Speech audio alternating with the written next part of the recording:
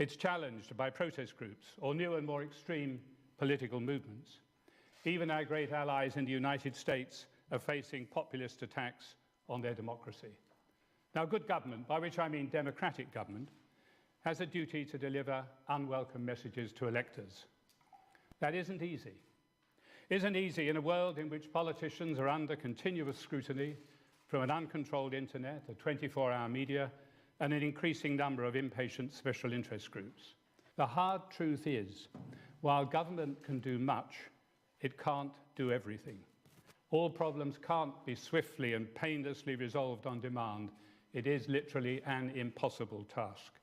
If politicians admit that, they earn trust and respect. Sir John Major with a critique not just of recent developments in Britain, but a warning of the dangers to democracy everywhere else.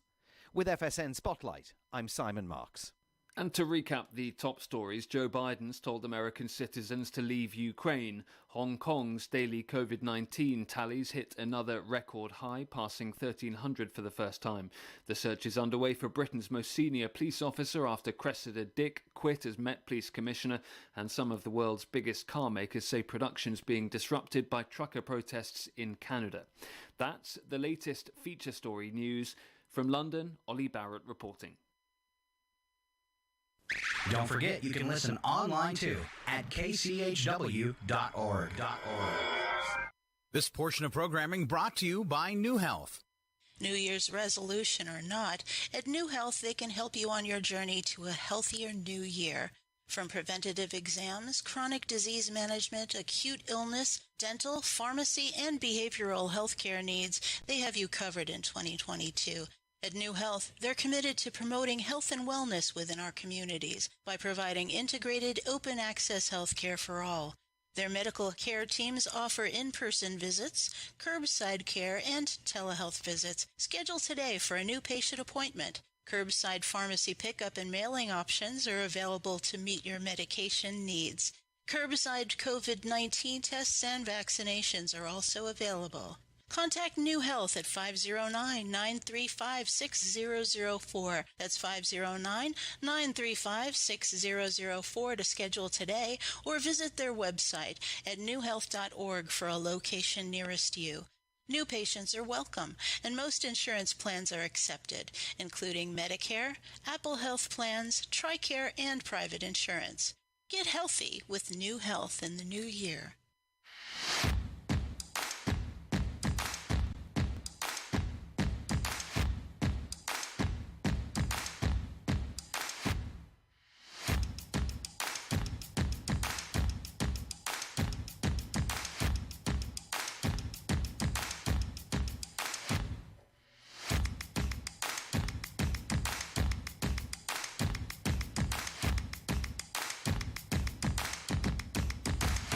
Good morning. It's KCHW 102.7, looking at 727.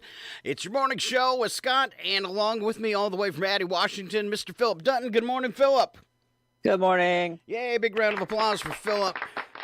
All right, thanks for being here on a Friday. I know you're a busy guy, work a couple jobs, take care of the family. Oh, man, you get another round of applause, Phillip. Yay. You deserve more coffee. I got some. Thank you. All right. Got to start off this morning in a way that I've never wanted to start a morning show, and that is to pay last respects to one of our own. And for those of you that don't know, yesterday morning around 7:30, John Grumbach, better known in our community as Grumpy John, passed away. It was a one-car vehicle accident, 395 and Hafer Road. Looks like he passed away instantly, which is, always nice when you have a tragedy like that. You don't want somebody to suffer. It was a very bad accident. His vehicle attempted to make a right-hand turn onto Hafer and swerved to the right and hit a power pole. They list as a possibility of equipment failure. I know Grumpy John had some health problems too, and was trying to get those taken care of. So very, very sad. People have been calling me last night and texting me wanting to know if the rumors were true. I reached out to Jared yesterday, and he was able to forward me the Washington State Patrol report. For those of you that didn't get to meet Grumpy, you really missed out. He touched the lives of a lot of people in Chewelah. He volunteered for years at Kiwanis, to our local school system, reading stories to the kids. They just love Grumpy. He had such his own unique style. And the Chamber of Commerce, it's probably a very sad meeting. They meet every Friday at 7, and Grumpy spent a lot of time volunteering for them and was one of the very first disc jockeys at KCHW some 9 years ago. So a lot of service to us, too. And he's going to be dearly missed by his fellow DJs. And, he did classical music on Sundays.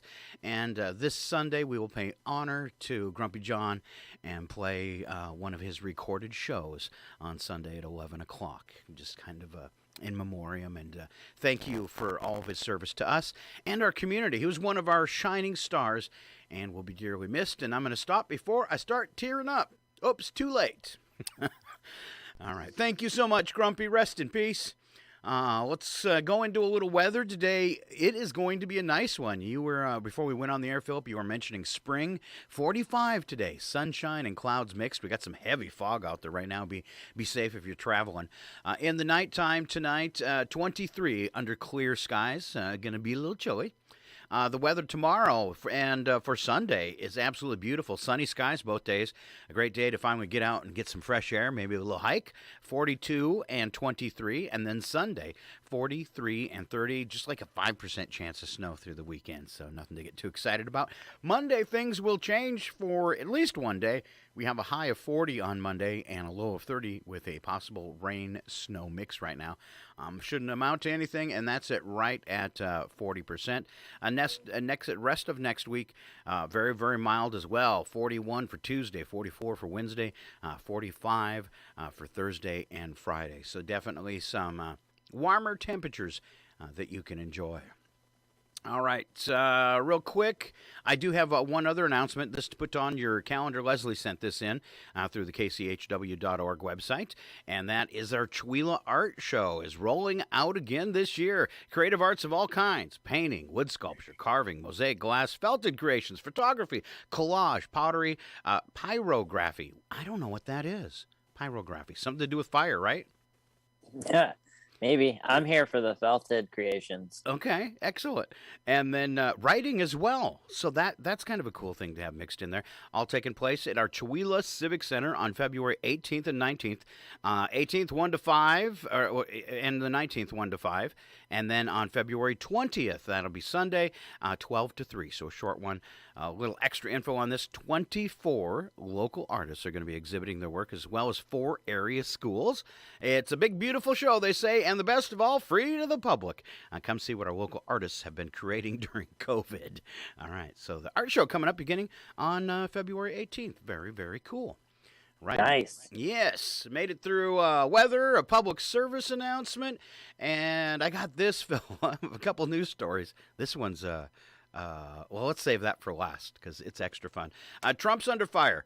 Apparently, all the phone transcripts from January 6th have disappeared.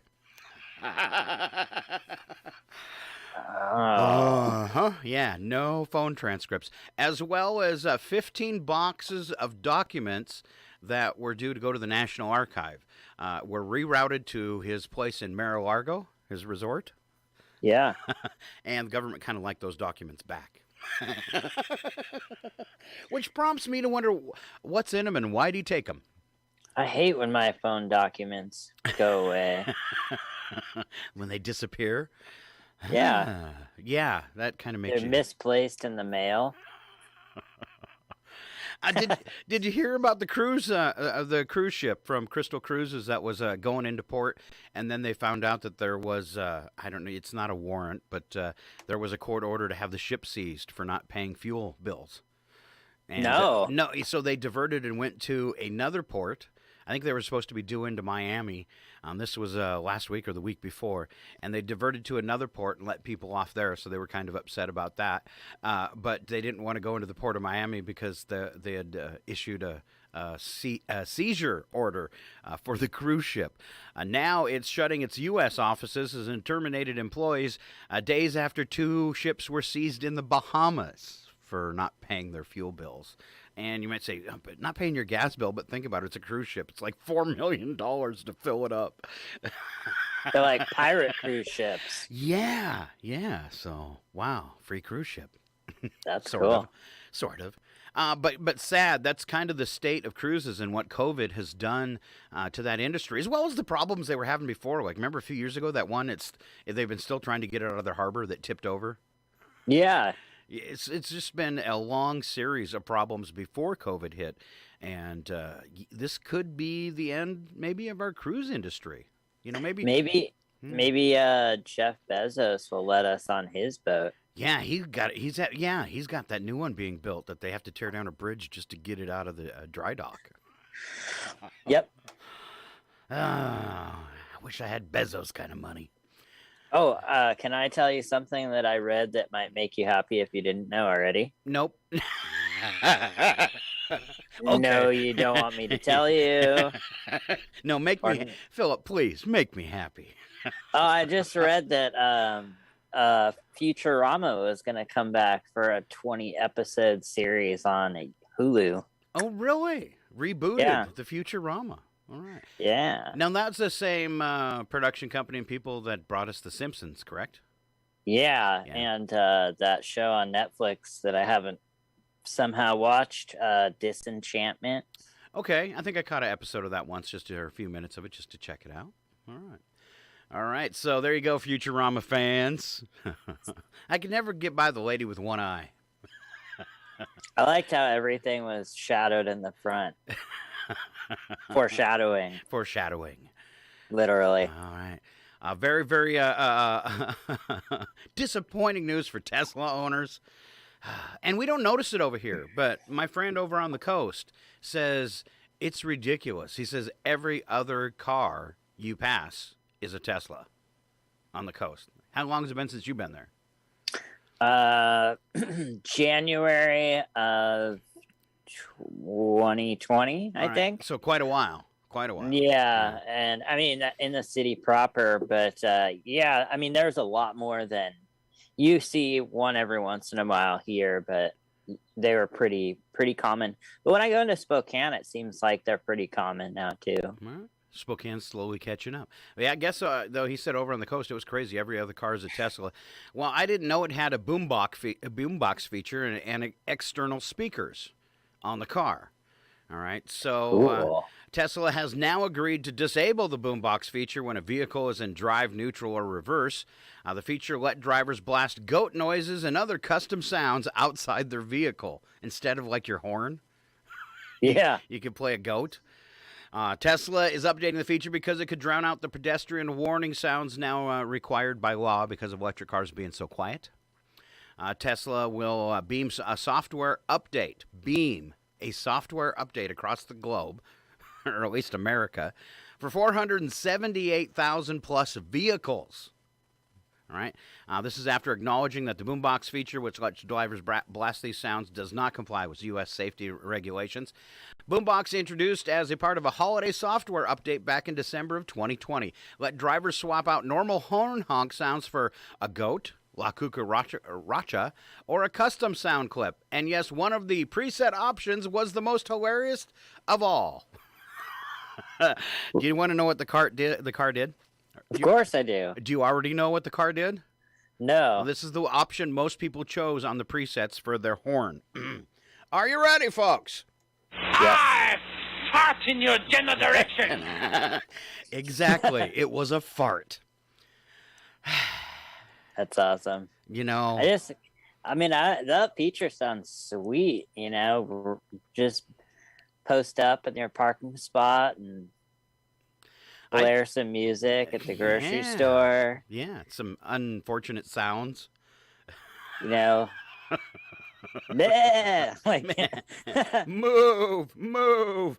Wow. If I had a Tesla, I think I'd be wrapping it in tinfoil right now so it couldn't receive that update. Yeah. I'd want to keep the boombox feature. But also just like going to the beach and being able to, because theoretically you could use it as like a speaker, right? Yeah. So you could like play your own music outside the car. I bet you it had I don't know, but you would think if you're going to put speakers on the outside of the car like that, you would have an option where you could like put music through them or something like that. You ever see people driving their big motorcycles with their speakers on the outside, just rocking out? No, that seems dangerous too. It's just so loud because it has to be louder than the loud motorcycle, right? And you can just hear them, this wall of sound coming down the road. Well, if that's, Harleys are so loud already, is it possible to get the music louder than the bicycle on a Harley? Oh, yeah. There's this guy that used to pass by here all the time with his whatever music going on. It was pretty great. Pretty great. I don't know, though. Great. I always hated it when I'm on the freeway and you got your window down and you're just cruising in the RV, enjoying life, and they come by at like 80 miles an hour on that Harley, and you don't hear it coming up behind you, but when it gets right next to you and your window's down, you jump up right out of your seat. It's so loud sometimes, But I've never heard the music over the motorcycle. Maybe you can at 80. I don't know. I don't know. My favorite is it doesn't happen a bunch over here, but in Western Washington, there's a lot of people that have good bassy systems, and you'll be in your car and your water's sitting there, and all of a sudden it's like a reenactment from Jurassic Park, and your water starts shaking, and then you're like, "What's going on?" Then all of a sudden you turn and there's, yep. Somebody basing it up. Yeah, like the kids used to do, cats and boots and cats and boots and cats and boots. All right. Federal government requires that hybrid electric cars emit some sort of sound at low speeds so pedestrians can hear them coming because, when this started, there was a big problem with them sneaking up on people and then something bad happening. This usually manifests as some kind of high-pitched whining or whirring noise. It's required because, of course, electric cars are so much quieter than their internal combustion counterparts. After going back and forth with regulators of over whether boombox could interfere with Tesla's pedestrian warning system, the company agreed to recall the feature and fix the issue remotely. After the update, boombox will be disabled when a vehicle is in drive, reverse, or neutral. All right. I would think boombox would provide the noise needed, but to alert a pedestrian, especially if you're using a goat honk. There's an Office episode, if I recall, where they use that sneaky electric car feature on a Prius. But, yeah.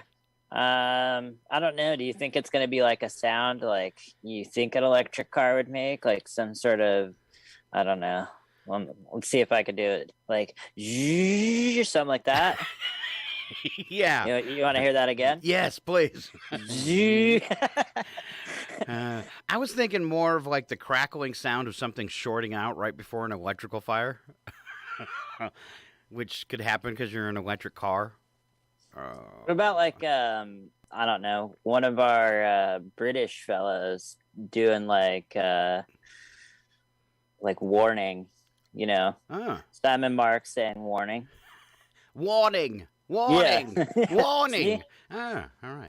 I'm going to stick with mine. I fart in your general direction. Because even if you have to stop the car and put it in park for boombox to work, you could still aim your car and use that perfect sound effect. Oh, maybe not. All right. That's all the exciting news I could dig up this morning. Do you have any news to share, Phillip? Oh, I mean, no. Futurama, man. That's your big news for today? Get excited. Well, then, on to bits and breaks, and sadly for us today, it looks like it's everything Valentine's, Phillip. Have you found a Valentine yet? Nope.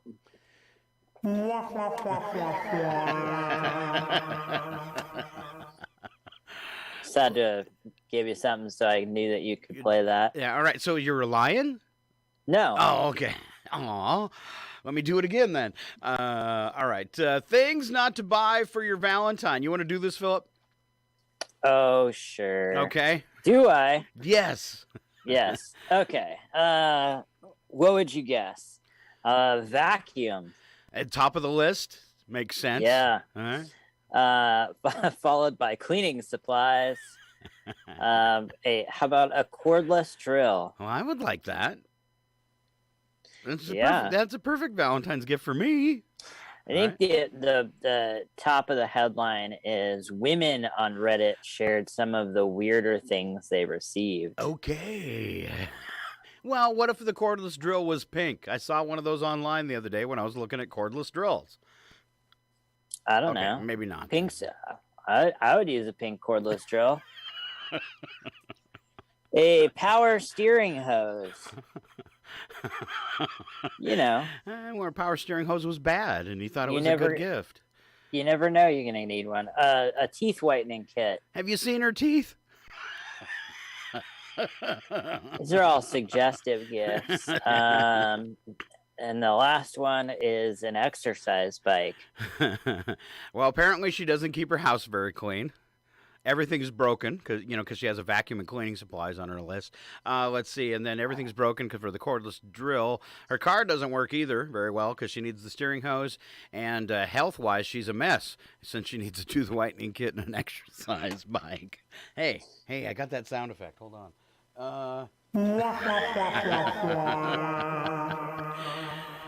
Hence why I don't have a Valentine. Now, what women really want, all right? I went out and talked to several women online to compile this list for you folks today. Most women really want unconditional love, 27%. Unconditional love.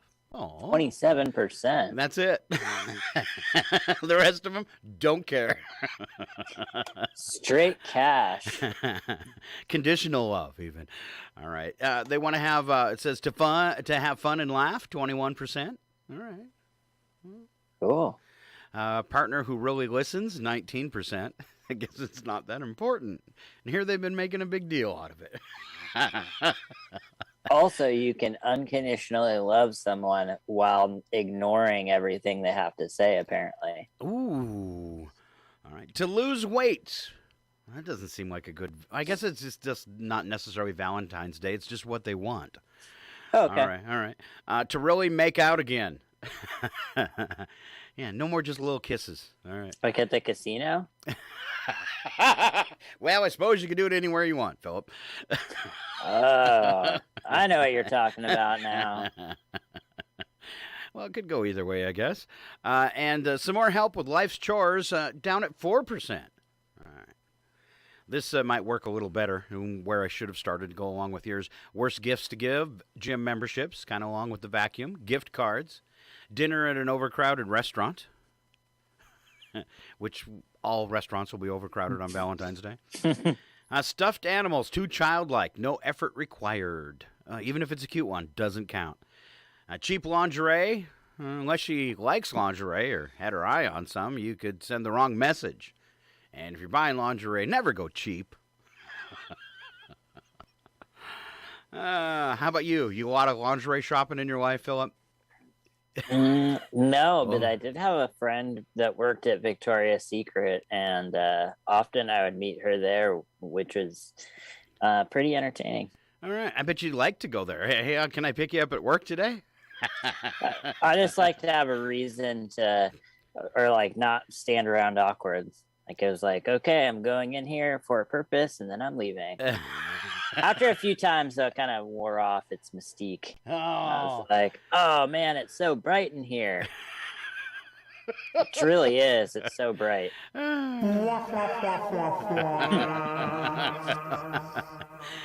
Yeah, I remember seeing you there. All right.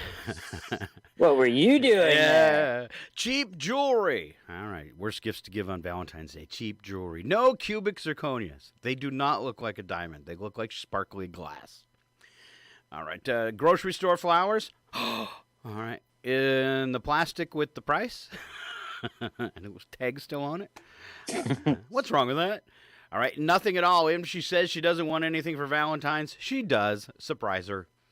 And one of the things you should have done this, this is your last chance if you're planning this. If you don't want to spend the money on Valentine's, break up right now. Yeah. Okay.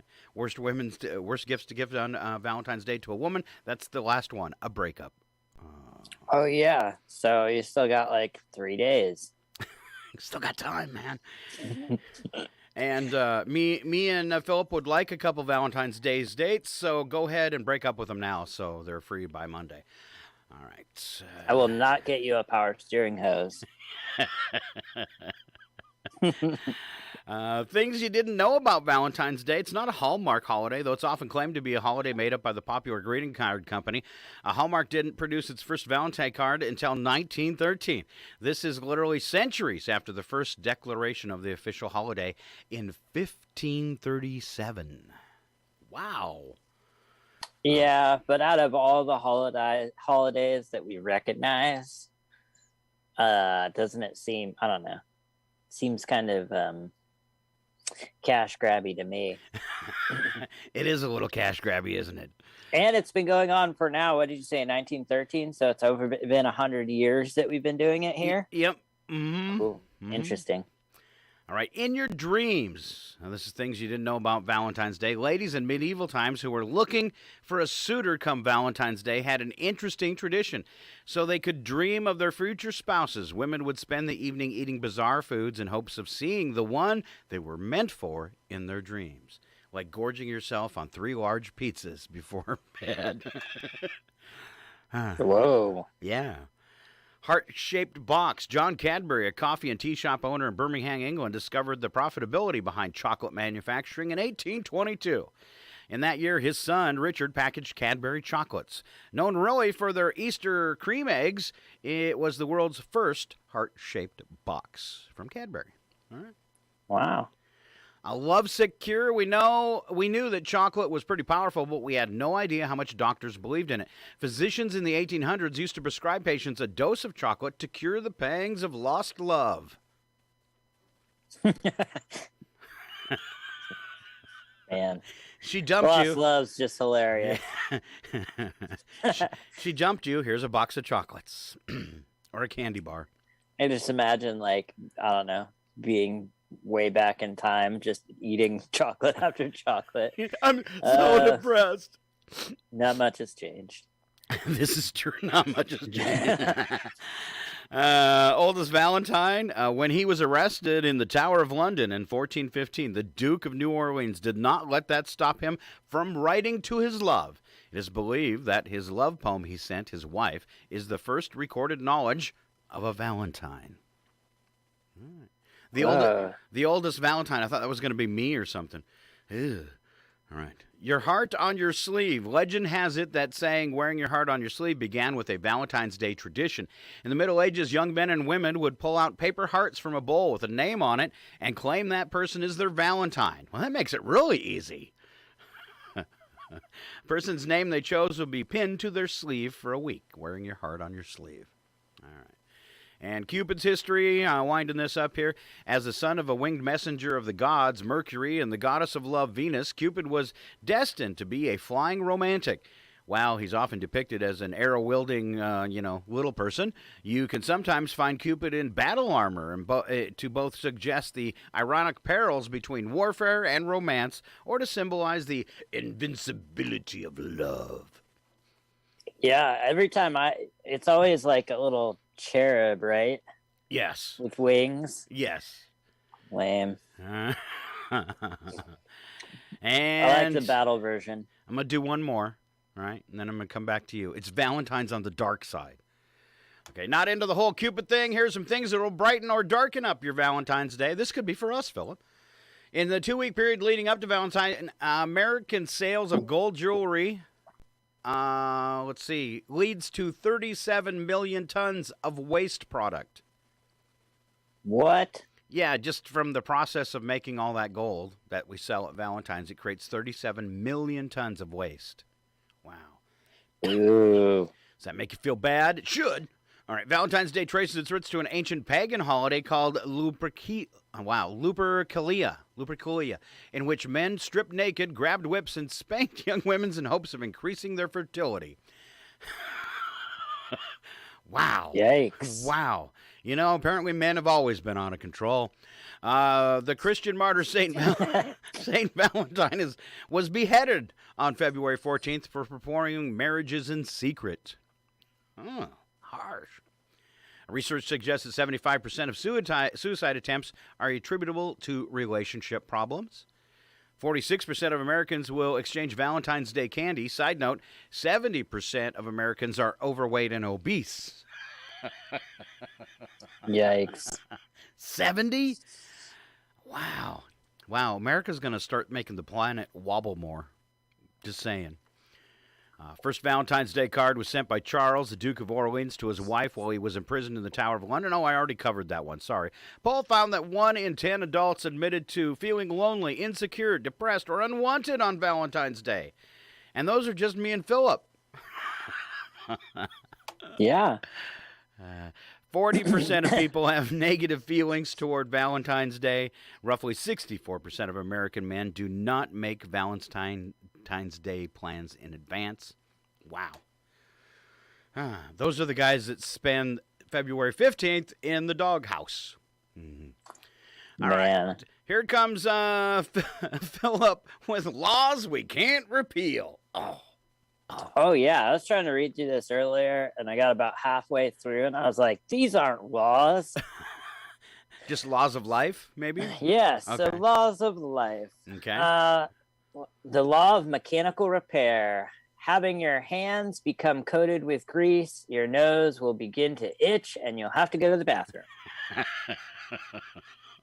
That happens all the time. When I'm working on my car, I'm always trying to use like my sleeve or something to wipe my nose. I like how you demonstrated that on the camera. Yeah, you know. Yeah, excellent. Some people are visual learners. That's a skill. Law of probability. The probability of being watched is directly proportional to the stupidity of your act. Wow. I think cats know that better than anyone because the minute they fall or do something bad, they always turn and look to see if somebody was watching. What's up with that? Yeah. Haven't you ever done something stupid and then like looked around like, oh, hopefully nobody saw that? Like the day I fell off the ladder. Well, didn't really fall off the ladder. The ladder fell out from under me, and I was dangling from the side of the building, and I was looking to see if people could see me and trying to decide if I should yell for help or just fall and risk a broken ankle. Oh, yeah. I fell in my front yard the other day on the ice, and I immediately sprang up and was like looking around. Wasn't me. I'm fine. Oh, my arm. I didn't fall. I meant to do that.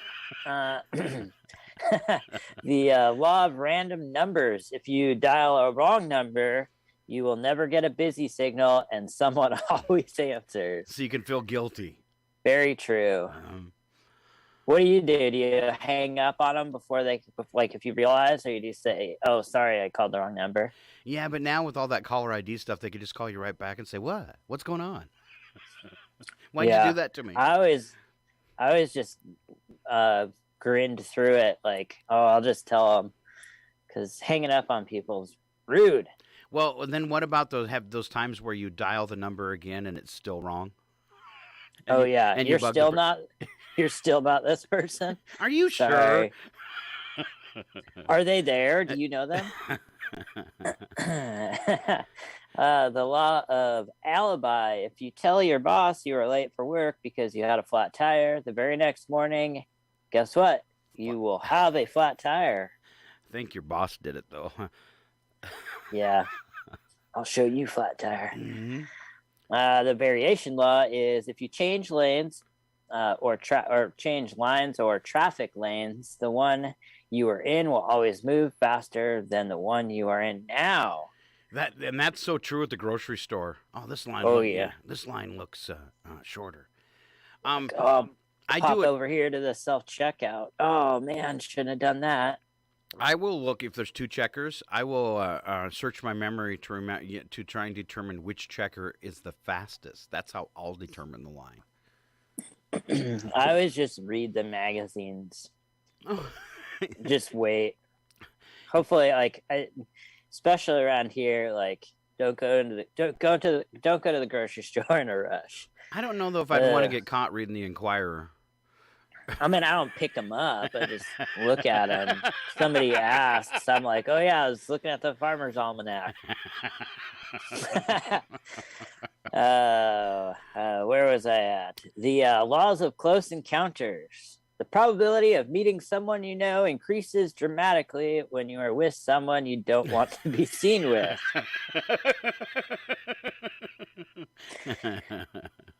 Was that you hanging out at Trump's table yesterday?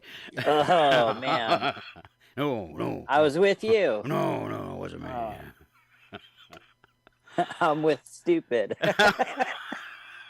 Oh, get the T-shirt. All right. Dang. Law result when you try to prove to someone that a machine won't work. It will. Oh, always at the car repair place. It makes this funny scratchy noise, and then it won't make the funny scratchy noise. Yeah, at work often with the computer, I'll be like, I don't understand. I just did exactly this, and then it'll work. Okay, maybe I didn't do exactly that. All right, coffee law. What's that? As soon as you sit down to a cup of hot coffee, your boss will ask you to do something which will take until the coffee is cold to complete. Man, that's just brutal. And your last one. Lockers. Law of lockers. If there are only 2 people in a locker room, they will have adjacent lockers. At least in a movie. Yes. Yeah.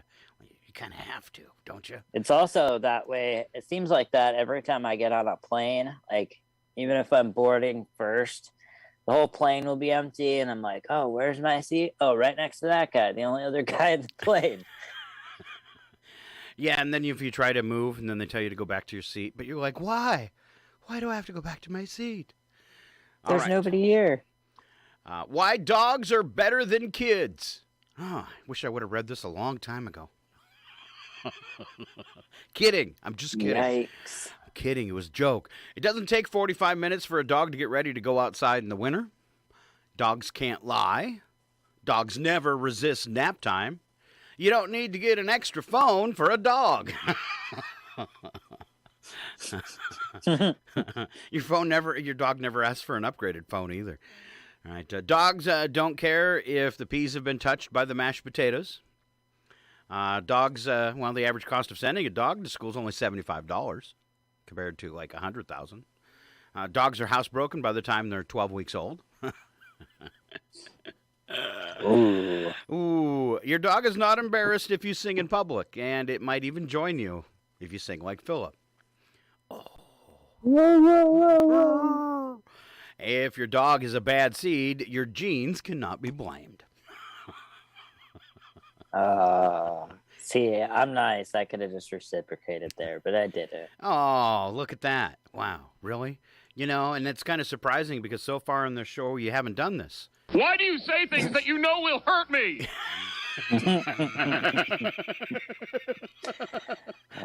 You're usually pretty good at that, Phillip. You know, sometimes you insult me and I don't even notice it till 30 seconds later. It's like, hey, wait a minute. Phillip just insulted me. Well, you know, Valentine's coming up. It's okay. He's being gentle on me. Well, I'm going to punish you. Here we go. The following program is closed captioned for the thinking impaired. And today it's Phillip Dutton. I want to ask you a bunch of questions. I want to have them answered immediately.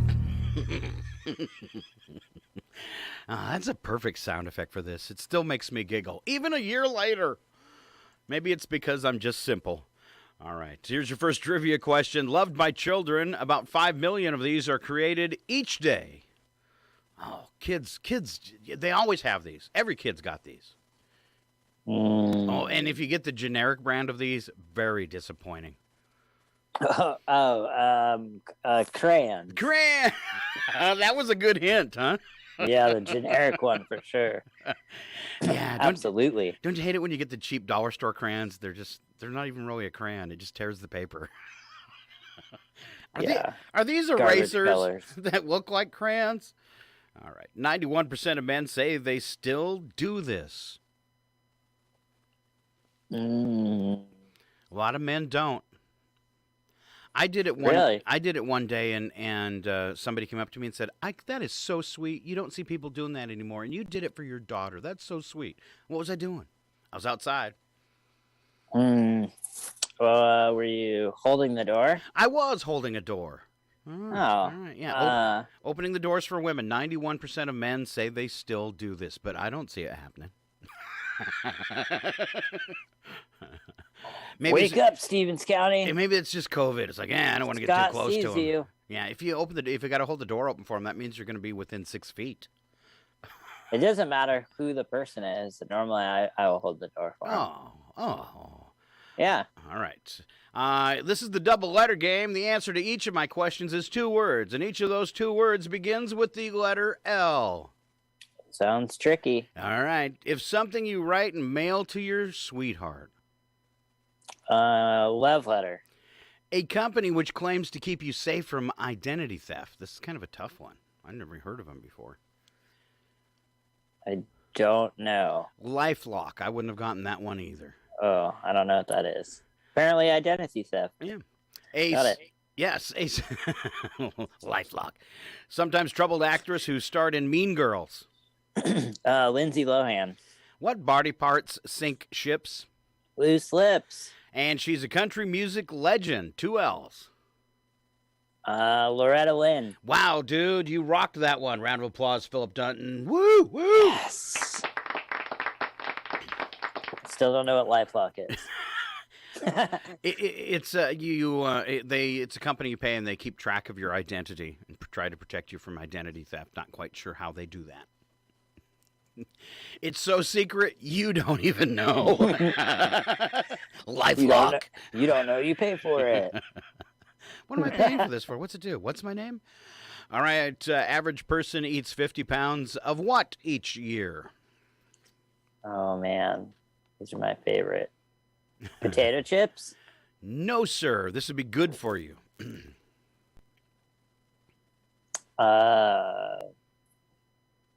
Fruit? Garden greens. Oh, close. Yeah. Garden greens. All right. 74% of adults say they do this during religious services.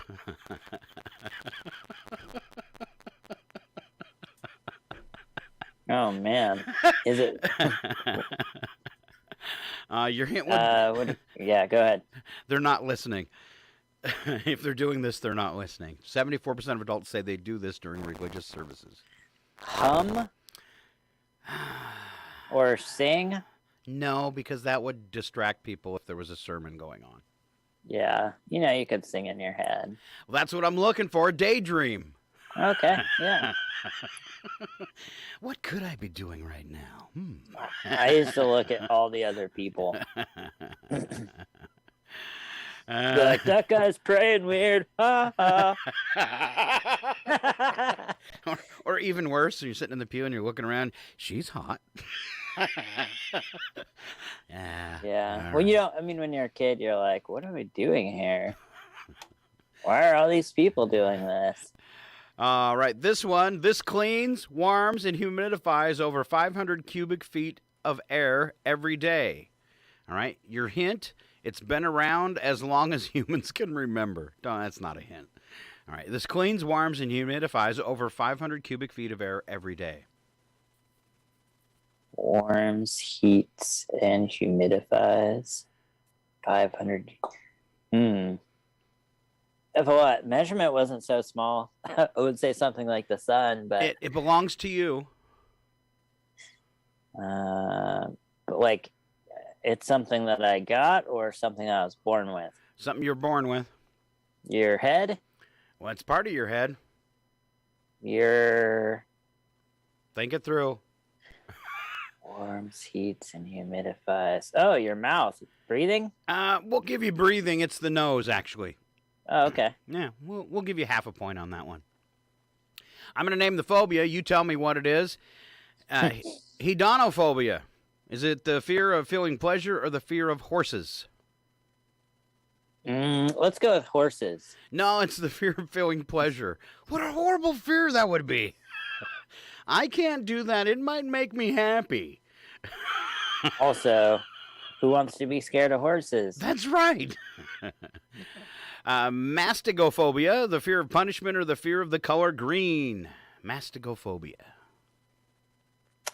Punishment. It is punishment. Arenophobia, the fear of liquid or the fear of men? Arenophobia. Men. You're absolutely right. Now I believe that that's the only kind of girls I ever meet. the arenophobic. Oh. Wah, wah, wah, wah, wah. Gymophobic, the fear of nudity or the fear of large rooms? Gymnophobia.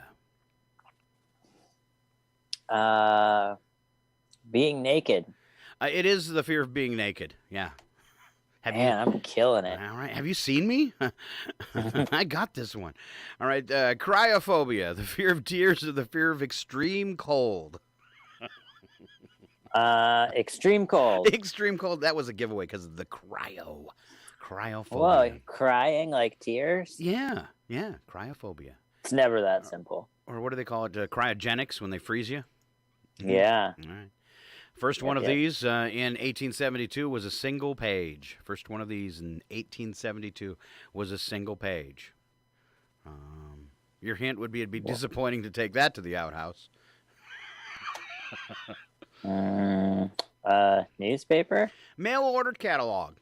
Oh. One whole page, huh? One whole page. They were really excited when the Sears catalog came out. It was big. All right, it might last a whole year. Average airspeed of this common pest is 4.5 miles per hour. Mosquito? Housefly. All right, to get in the U.S. Army, you have to be able to do 31 of these. Push-ups? Yeah, I don't think I could do 3. Oh. I'm kidding. I can do 3. 31, huh? I can do 3, but I need a break after that. At once? Yeah. I know. Risking a heart attack, aren't I? Guess what he did? A guy in Michigan stands accused of assaulting his ex-girlfriend. The woman told police the man first kicked in her door. After that, what did he do? He pinned her down and shaved her eyebrows. He hit her with a can of tuna. He used a permanent marker to cover a tattoo. What did he do? Can of tuna. Can of tuna is right. You're on a Whoa. roll. Nice. Ouch. 75% of us think TV has too much what? Too much what is it on TV now? Advertisement? It's not advertisements. Oh. Reality TV? Exactly right. I'm going to give you full pointage on that one. Yes. Too much reality TV. The longest one person has ever done this is 86 years. Okay. Wait, say it one more time. The longest what? I'm just trying to make sure I don't give away the answer while I'm doing it. Okay. The longest one person has ever done this is 86 years. I don't know. Grew their mustache? No, had the same job. What? Yeah, 86 years. That can't be true. Polly Gadsby started work with Archibald Turner and Company of Leicester, England, at the age of 9 in 1932. No child labor laws. After 86 years of service, she was still working at age 96. The company, no longer in business, made elastic web and hosiery. Nylons. All right. Typical one of these is 101 degrees.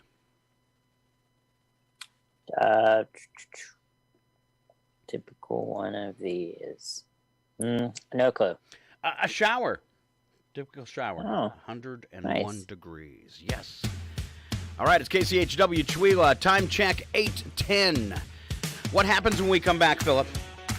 Oh, birthdays. And local and celebrity. Ooh, and what else? What's the big one? Odd news and wacky but true. Yes. Yeah. All right. We will be back after we thank our sponsor and check out the latest news headlines. And remember what Phillip does to me all the time. Why do you say things that you know will hurt me? That's right. Because it's funny. Ooh, I done a bad thing. Oh, great. Just jump all over me, why don't you? Just jump all over me.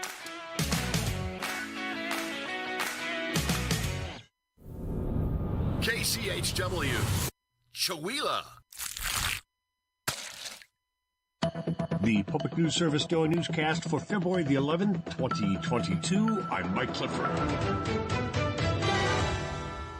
A battle between Arizona legislators and the state's 230 public school districts over a 4-decade-old funding cap has put students and their families squarely in the crossfire. The issue is a constitutional amendment that limits public school funding to the amount approved back in 1980, with adjustments for inflation. If lawmakers don't approve a normally automatic override by March 1st, schools will lose more than $1 billion of funding. David Lujan, president of the Children's Action Alliance, accused lawmakers of playing political games. We're going to be in the same situation next year and the year after, and it will continue to keep us in the basement in funding nationwide. We are last in the country in per pupil funding, but yet we're already at our state spending limit. Conservative lawmakers may be concerned that if they raise the cap before the courts rule on a challenge to Proposition 208, it could permanently raise taxes on the wealthy. Prop 208, passed in 2020, increases school funding by taxing high-income Arizonans. Mark Richardson reporting. Democrats in the Arizona House filed a bill last week to override the funding cap, but by Thursday, Republican leaders had not scheduled any hearings or a vote on the measure. The New York Times reports the National Archives and Records Administration discovered what it believed was classified information in documents that Donald J. Trump had taken with him from the White House as he left office. That discovery, which occurred after Trump returned 15 boxes of documents to the government last month, prompted the National Archives to reach out to the Justice Department for guidance. A new analysis reveals that the richest 1% of Ohio households pay $50,000 less a year in the state than 17 years ago.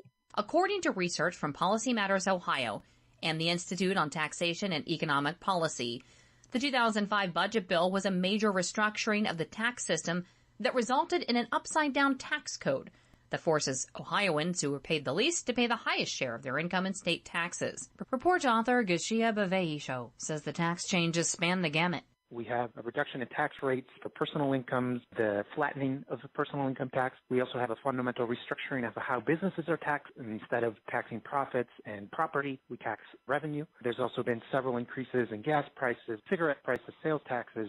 The report found that on average 60% of tax filers with lowest incomes pay higher taxes than they did before 2005, and the wealthiest 20% pay about $5,500 less annually. As a result, the state has roughly $8 billion less annually in revenue, which Baveisho contends reduces funding for schools, healthcare, and community needs. Mary Sherman reporting. This is PNS. Iowa has entered the fray of states debating the issue of restricting transgender students from competing in girls' sports.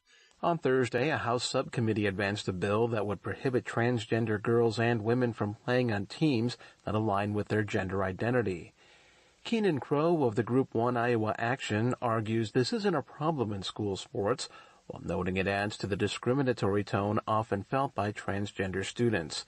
He says a ban would take away one of their outlets in dealing with hostility. It gives people a sense of belonging. It shows them how to work together as a team. It impacts parts of their identity that really nothing else does. An Associated Press analysis found almost no examples of transgender sports participation being an issue in the states where such bills have surfaced.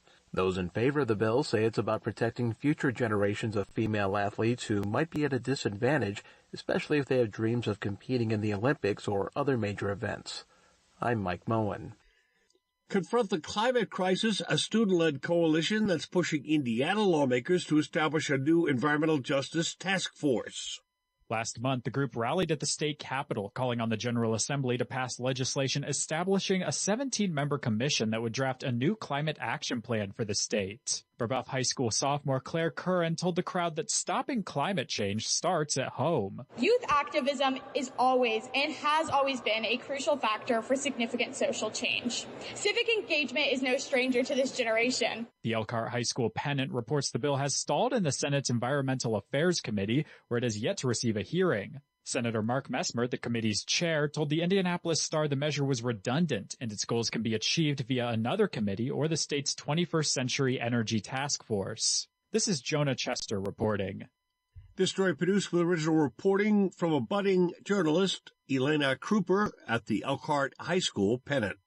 Finally, Lily Bulkey tells us prescription drug costs have skyrocketed in recent years, and a bill before the Massachusetts General Court aims to rein them in.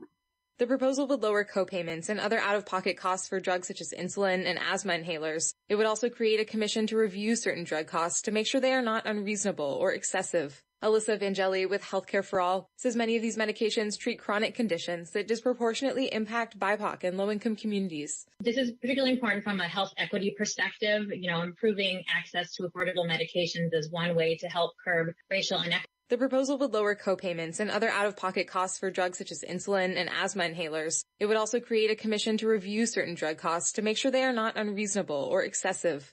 This is Mike Clifford, and thank you for wrapping up your week with Public News Service member and listener-supported, heard on great radio stations. Find our trust indicators at publicnewsservice.org.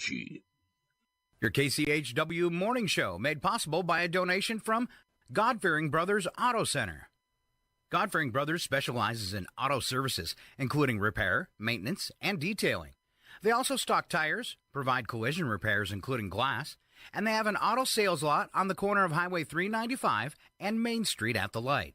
For more information, you can visit the Auto Service Center at 806 East Main in Chewelah. Find them online at godfearingbrothers.com or by phone at 509-935-6414.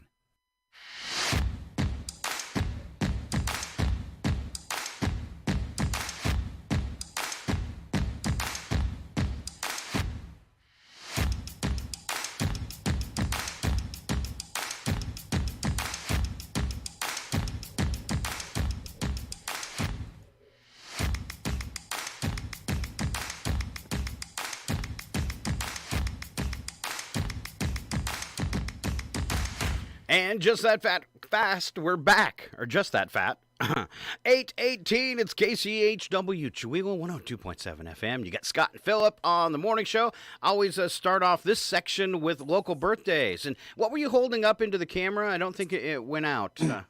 Oh, yeah. No, it was, it's pretty blurry because I have that effect on. Let me see if I can simply do it. Why don't you do something while I see if I can figure it out. All right. Well, we'll see what he was trying to show us. All right. Let's take a look at those local birthdays for today. Amelia Smith has a birthday. Then on Saturday, Mr. Gino Ludwig having a birthday, and Mr. Travis Noland. Then on Sunday, Mitch Freeman, Amanda Whitley. And then on Valentine's Day, double up on the gifts, baby. We're having birthdays for Glenda Booth and Marianne Thomason. All right, Valentine's birthdays. All right, $2 of chocolates.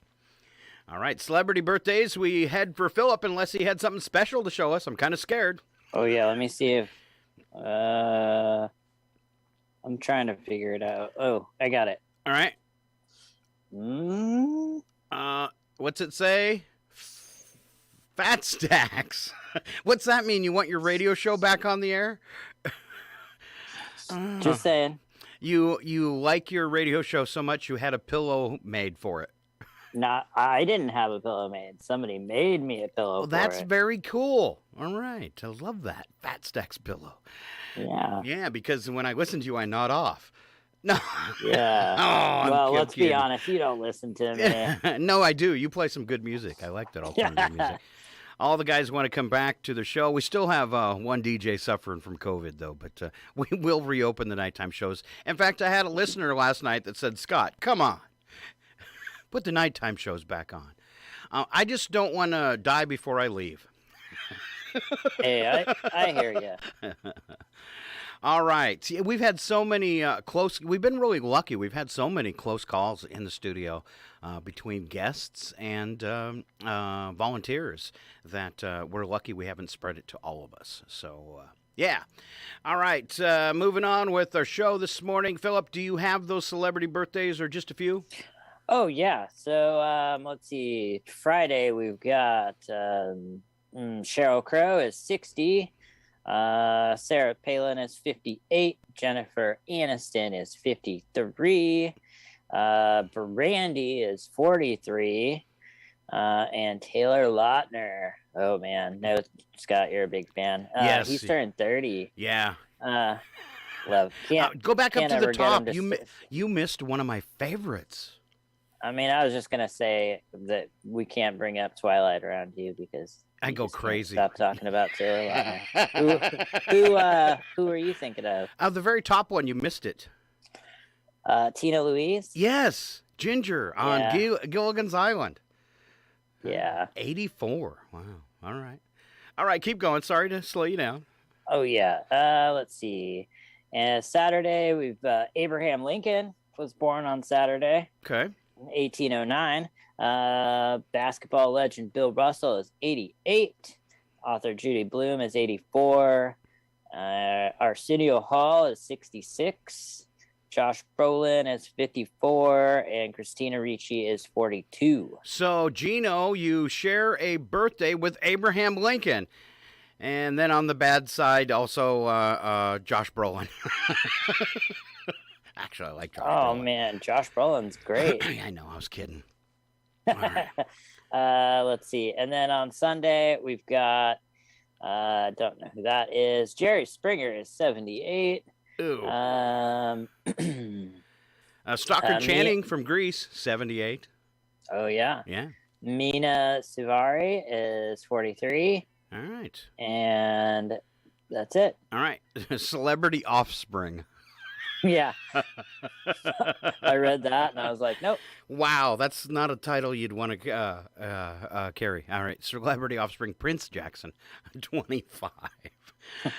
All right. I like to call it history. And today, it happened today. That's right. The 11th of February. It was 1941. The very first gold record was presented for the song Chattanooga Choo Choo by Glenn Miller Orchestra and Dorothy Dandridge.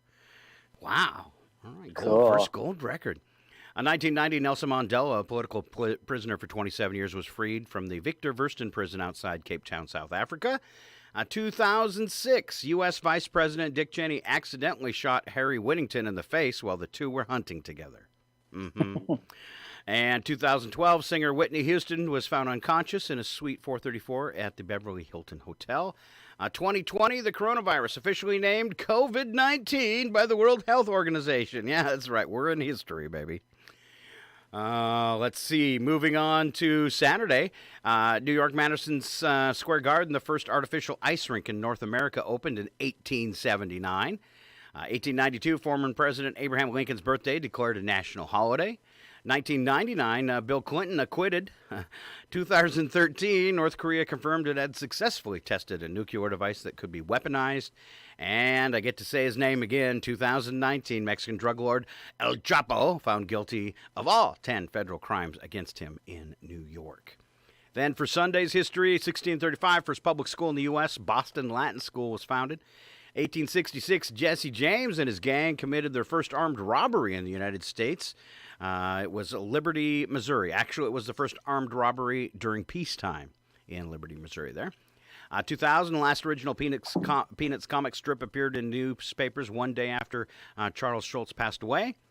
2004, Harvard-Smithsonian Center for Astrophysics announced the discovery of the universe's largest known diamond, white dwarf star BPM 37093. Astronomers named the star Lucy after the Beatles' song Lucy in the Sky with Diamonds.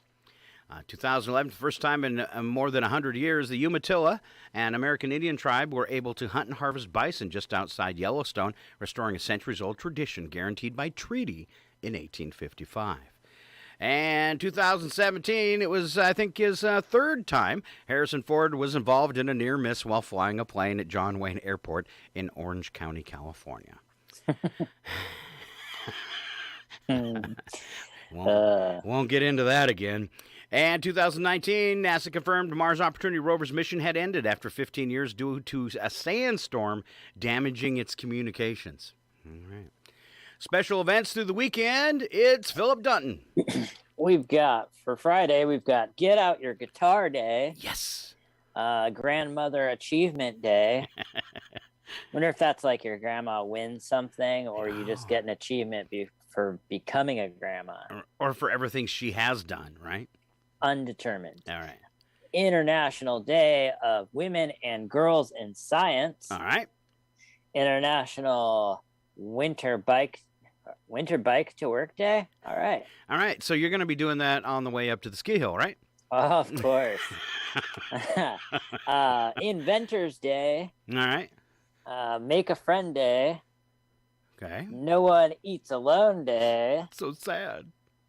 Pro Sports Wives Day. Like them. I think that's a show.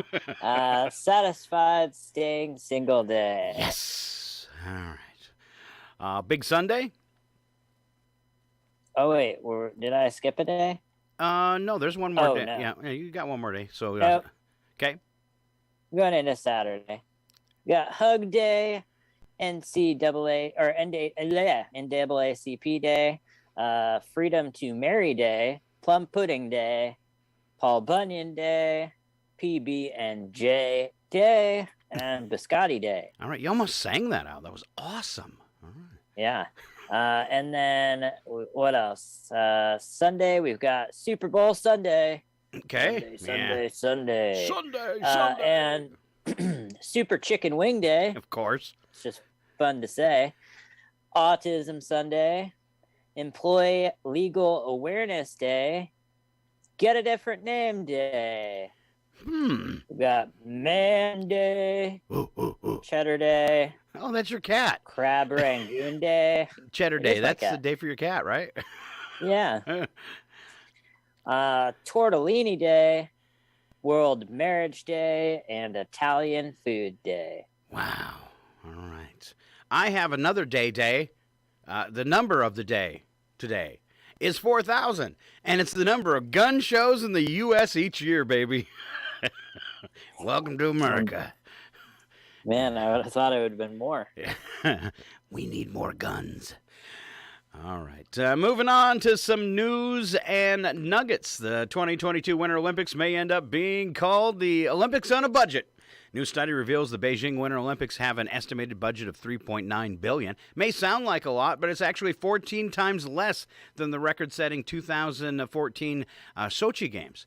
Estimates also show the ad revenue for the 2022 games will bring around $600 million. Although prices always seem to go up year after year, it's actually a 10% drop in revenue from the 2018 Winter Games. Wallet Hub study took a look at the history of Olympic Games and where this year's event stands in comparison to prior winter events. When it comes to playing it safe or taking a risk or going for the gold, American athletes might want to consider how much that medal is worth. Survey finds winning a gold medal at the 2022 Winter Olympics nets an athlete a bonus of $37,500. Bringing home a silver comes with a bonus of $22,500, while a bronze medal nets a respectable $15,000. Wow. I didn't know they made cash doing it, too. That's kind of cool. Today. All right. I mean, it seems like all that cash should be worth even more risk. Yes. Super Bowl. No wonder why that one year that one gal broke that other gal's ankle. Yeah. Super Bowl, she really needed that, $37,000. Where Super Bowl 56 in Los Angeles could be the hottest ever played as an extended stretch of abnormally warm weather moves over Southern California. High temperatures normally in the 60s will be about 20 to 25 degrees above normal. That's right. Tomorrow they're going to be playing football in over 80 degrees. How nice would that be? All right.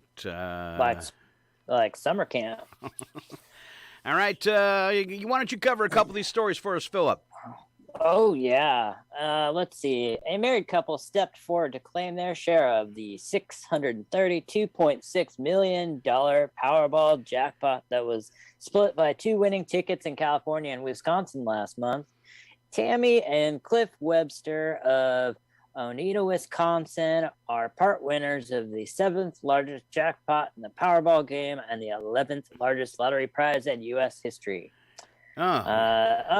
You're selfish when you don't want to share $632 million. I have to give half of it to them? All right. All I got was $316.3 million. I actually read about this. A 32-year-old man in Lincolnwood, Illinois, was arrested by police after breaking into an elderly woman's home and holding her hostage for 17 hours. Oh, man. Wow. Police were called by the woman's family to do a wellness check after she failed to send her daughter her usual morning Wordle puzzle results. So the new internet fad saved her life. Yep. Wow. Something's wrong with Grandma. She didn't send out today's puzzle. All right, McDonald's bringing back the Shamrock Shake on February 21st. It may be cold and icy in many parts of the country right now, but things are turning green a bit early at McDonald's, and it's not the hamburgers. Fast food chain's Shamrock Shake will make its return on February 21st. In addition to the Shamrock Shake, fans can also opt for the Oreo Shamrock Mcflurry, which originally made its debut 2 years ago and is infused with crushed Oreo cookies. I'll do this I always next. find their ice cream and shake machines are always broken. Is that really your luck? Wah, wah, wah. Yeah. Could I get a Shamrock Shake? Like maybe like 3 times a year that I'm like, oh, I could really go for a milkshake without having to think about it. So I'll go to McDonald's and they're like, oh, sorry, our machine's out of order. But you just saw him hand a shake to the guy in front of you? Yeah. It's like, okay, well, give me a, I don't know, McGriddle then. All right, I'll do this next short one, too. Survey found many of us have said something we regret on a first date. Why? The survey found alcohol to be the primary reason. Oh, man, I wish no one had said that. And then I wish I wouldn't have thrown up afterwards. Makes a lot of sense. Yeah. All right, what do homeowners not know? Apparently, 7 in 10 Americans admit that owning a home is one of the most difficult parts of being an adult. A survey found that 71% of them don't fully understand the fine print of purchasing a home. But it's not just the little things they're unsure about. What puzzles 64% of homeowners is the financial jargon, such as terms like home equity, capital appreciation, and mortgage. You probably know what mortgage is. According to the survey, the most confusing financial homeowner terms are those 3. Other such names are escrow, interest, fixtures, and FHA loan. Fixtures? Really? Fixtures. And then the Homeowners Association, HOA. You got to know about that because that means extra money. That's what that means. Huh. You know, and one of the most important things that I ever heard, and it's a good one to throw out just in case somebody's never heard it before, if you're in your first year of owning that home, make an extra payment. That one extra payment in the first year shaves off 5 years off your loan. That's big. That's big. It's good advice. Yeah, you just turned a 30-year loan into a 25-year loan. Mm-hmm. Why do some songs make us cry? Science came up with the formula for why certain songs can induce strong emotions in people.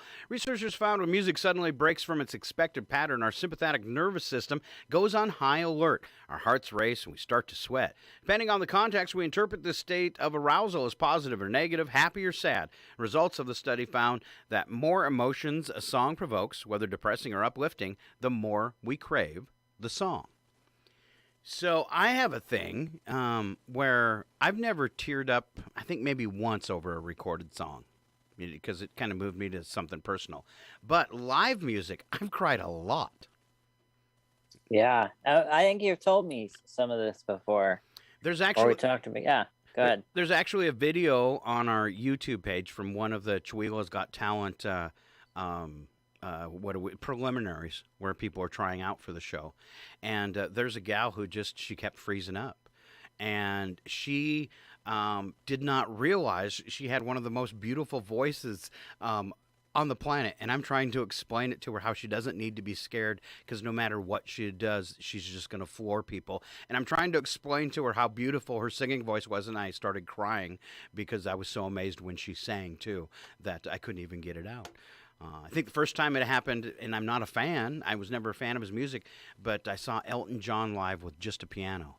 And he started playing and singing, and I started crying. And I think that was the first time, and I was like, what's this? Music is moving me to tears. But did you ever have that happen, Phillip? Yeah. Impact of a live show for sure. There's only one time that I can think of it happening with a recorded song, but just like you described, when I first heard that song, I must have played it over and over and over and over and over for, I don't know, a couple weeks. Like every time I would think about playing a song, I'd be like, I gotta hear that song that made me all messy. It says the more emotion a song provides, whether depressing or uplifting, the more we crave it. All right. Yeah. All right. I like this next story. Will you do this one about the Black Hawk helicopter? Just because I like cool tech things. Oh, yeah. February has been a big month for autonomous flight. For the first time this past Saturday and then again on Monday, a specially equipped Black Hawk helicopter flew without a single human on board. The computer-piloted aircraft was being tested as part of a DARPA program called Alias, and the test took place out of Fort Campbell, Kentucky. The retrofitted Whirlybird was controlled by a Sikorsky-made autonomy system. As part of that system, the helicopter has a switch on board that allows the aviators to indicate whether 2 pilots, 1 pilot, or 0 pilots are operating the chopper. This was the first time that a Black Hawk was sent into the air with no pilot options. Wow. It's pretty cool. It is. Kind of scary, though. Also, I've flown planes before, but never a helicopter. But I just imagine the controls being a lot more challenging. So you wonder if it was more challenging to develop that system than it would be for like an autopilot system for a plane. You'd have to imagine, since it hasn't been that long. They just did it apparently with a helicopter. That's crazy. Wow. What else to say there? Well, these are just test flights. They hinted at a future in which the Army could potentially send autonomous helicopters on a dangerous rescue mission. Oh, our chopper's here, but it's empty. Huh. Still would be cool to, oh no, we have to pick up these people, but they're, in this super dangerous area. Like, hey, if it could potentially save lives, I wonder if this will be like a sci-fi movie where one day we'll just have robots fight each other instead of people. Yeah, or maybe like it'll be like Sharknado 10, where sharks and tornadoes battle helicopters that are autonomously flown. Ooh. You've been watching too much Sci-Fi Channel. Researchers have discovered what every chocolate lover has known for years. The last chocolate tastes the best. Psychologists at the University of Michigan wasted time conducting tests in which 52 students were each fed 5 small chocolates and asked to rate their enjoyment. Students who were told when they were approaching their final chocolate tended to then rate their enjoyment of it as higher. It's thought the preference of the final chocolate could be because of the positive effect of ending. This means that people expect to be happy or want to get something good out of an experience while they can. I wonder if it was like one of the worst chocolates, like the ones with the pink goo in them. What is that? Maybe. What is that? It doesn't taste like strawberry. I don't know. You would think that the first one would taste the best. I don't know. It's like when I bite into the one with the pink stuff, I was like, oh, look, I got the chocolate with the penicillin in it. With the built-in Pepto. Built-in Pepto. Oh, that's good. That's way better than penicillin.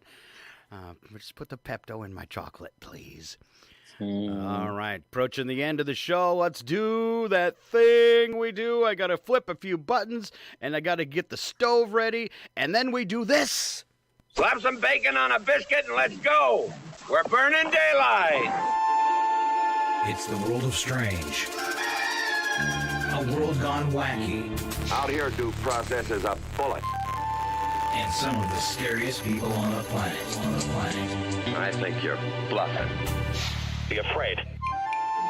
You know, you look mighty pretty when you get mad. It's your odd news on KCHW. Just sit back and enjoy the show. All right, every time I play that promo, I got to pay royalties to John Wayne's family. I got to pay royalties to that guy that was in 2.5 Men that disappeared. Nobody knows what his name was anymore. And then I have to pay royalties to that chicken that crows. Sorry. Royalties. Royalties. All right, we start off with the news attack where the first part's true and the second part, big fat lie or a really bad joke. And here comes Phillip Dutton. Oh, yeah. A new book claims Donald Trump's toilet at the White House was often blocked by shredded papers flushed by the president himself. Rookie mistake. Previous presidents just told the truth.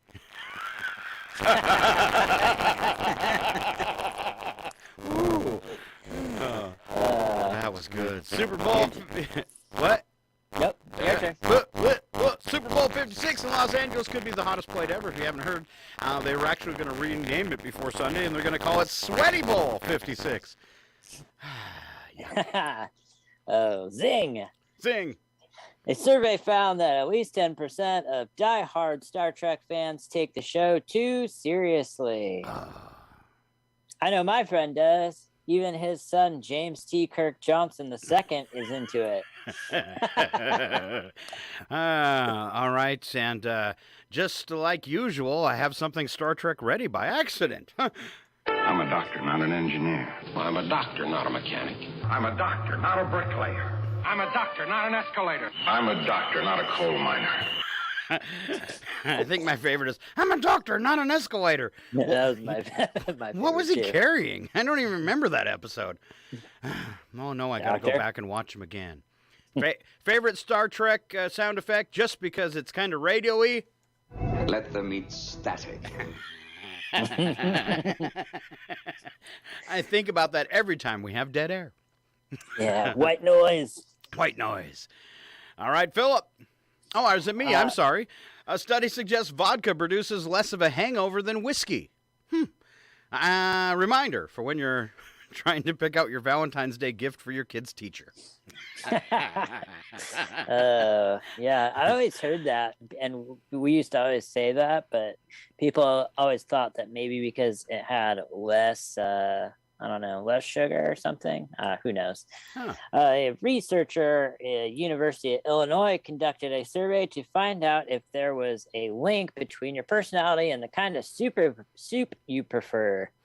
He found that tomato soup lovers were book lovers, chicken noodle eaters were less active, and vegetable soup people were less likely to be technological whizzes. He also found that people without electric can openers preferred macaroni and cheese. Nothing for you. Nothing for you. All right. Unfortunately, I fell into the chicken soup one, and I knew I would as soon as you started the story. All right. Valentine's Day is Monday, so make sure you get your sweetheart the red circular saw. Can't get her the drill. A study found taking naps reduces your chance of heart problems. You don't have to go to bed. Any comfortable chair will do. For example, in any theater showing The Matrix Resurrections. Oh, have you seen that yet? Yes. What a bad movie. What a horrible ending to The Matrix. What do you call that? Quadrilogy? Yeah. And not to get off on a tangent, but I haven't seen a lot of movies repeat in the theater. But the first one, when it came out, I was, teenager probably. And I must have seen that thing like 3 or 4 times all the way through. I really was like blown away. It was a landmark movie, and that's what kind of made it. I guess what bothered me most of it, I was like, oh, it's 2.5 hours. Cool. It's going to be a good long movie. Well, they burned up at least 45 minutes showing old footage from the previous movies. Yeah, and after the first one, you want to be excited about the sequels, but none of them ever got that. The key moment for me when they go through and he sets down all his stuff in the metal detector, that whole scene, that shootout scene. Yeah, with all the guns. Right. Yeah. Nothing. That was the highlight of the first one, and after that, every subsequent movie was just kind of less good. 2 wasn't, like you're saying, 2 wasn't as good, but it was good. And then by 3, you were just going, what? And this last one, I was like, why? Mm-hmm. A man in Italy who robbed a number of banks before being caught told police he did it because he was looking for kicks after his wife dumped him. If he thought things were bad before, he should have at least waited until the divorce was final. Now she wants half of what he stole, too. Oh, no. That was a bad joke. That was just kind of good. Looking for kicks. All right. Before we go to, well, let's go ahead and do it anyways. Wacky but true. Now, these entire stories are true. The only thing we add in is a sound effect. Here comes Mr. Phillip Dunton again. Over the past couple weeks, some people who listen to KUOW radio in Seattle while in their Mazdas say their car radio is permanently stuck on the FM station. Missing file extensions and album images sent to the digital radio broadcast reportedly triggered the glitch, which seems to be affecting owners of the 2014 to 17 Mazdas. The fix, according to Mazda, requires a replacement of a component. Some owners have tried rebooting their radios with no success.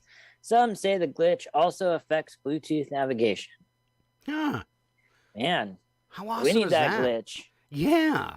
I wonder how I could do that with our transmitter, if I could tweak it and get it just to take everybody's car radio over so they could never change the channel. Be awesome. It would be.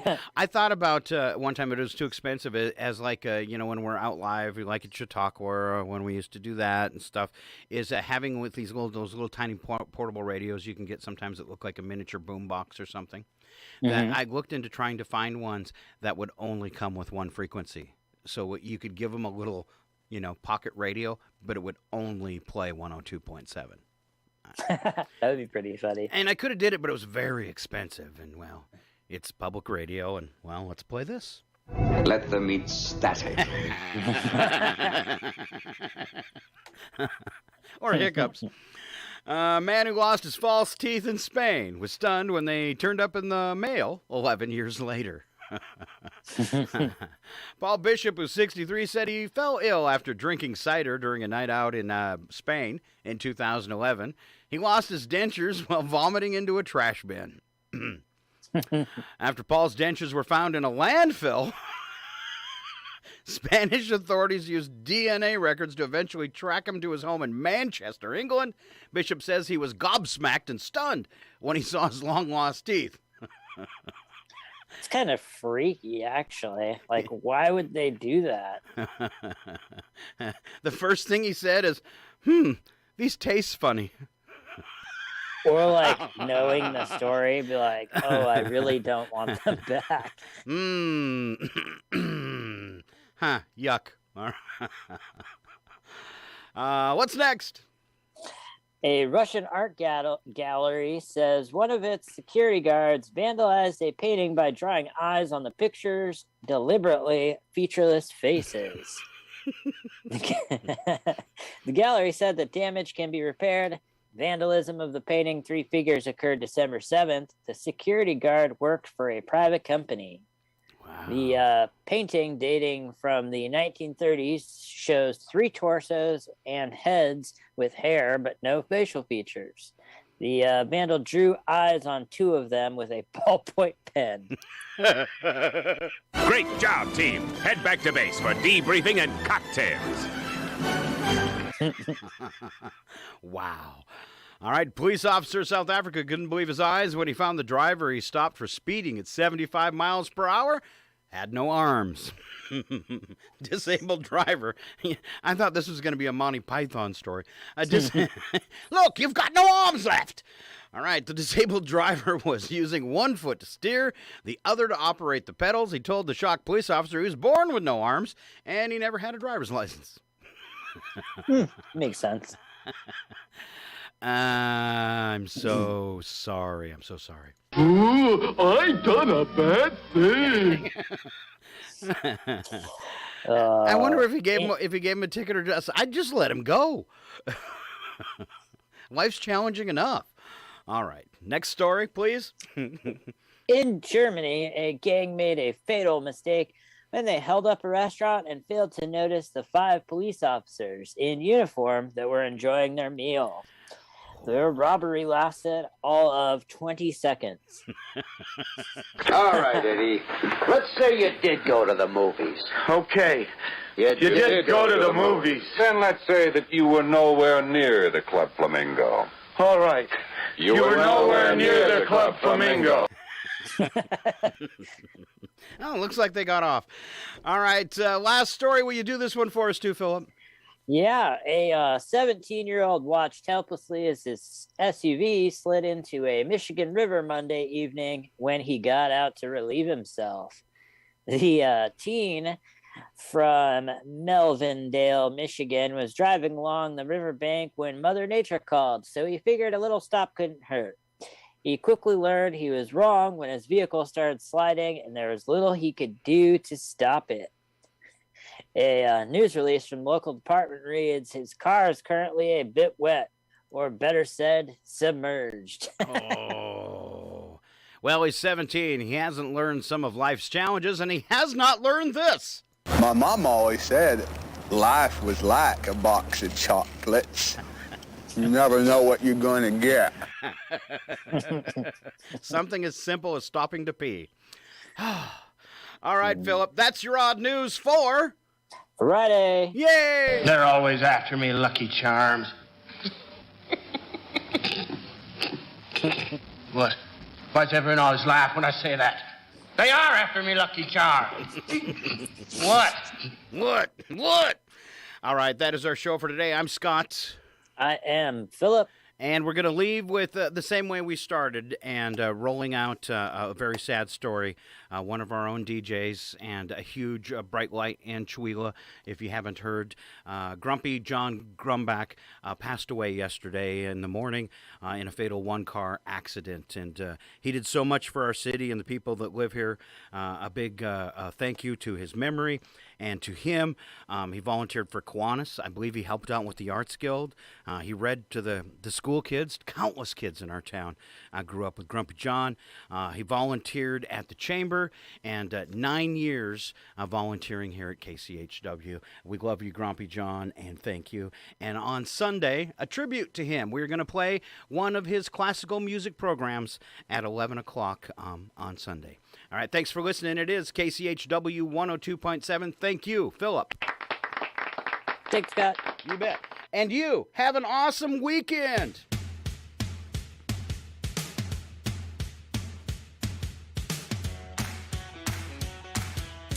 I'm a doctor, not an engineer. I'm a doctor, not a mechanic. I'm a doctor, not a bricklayer. I'm a doctor, not an escalator. I'm a doctor, not a coal miner. Ooh, I done a bad thing. The following program is closed captioned for the thinking impaired. It's not a tumor. All right, Eddie. Let's say you did go to the movies. Okay. You did go to the movies. Then let's say that you were nowhere near the Club Flamingo. All right. You were nowhere near the Club Flamingo. Nothing for you. Oh, great. Just jump all over me, why don't you? Just jump all over me.